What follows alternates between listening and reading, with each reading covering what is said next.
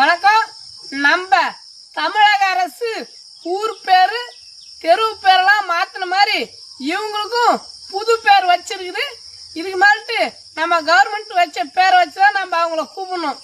நோயாளி, கைதி, பொணம், கள்ளக்காதல், குடிகார, கஞ்சா குடிக்கி இவங்களுக்கெல்லாம் புது பேர் வச்சுக்குது நம்ம தமிழக அரசு.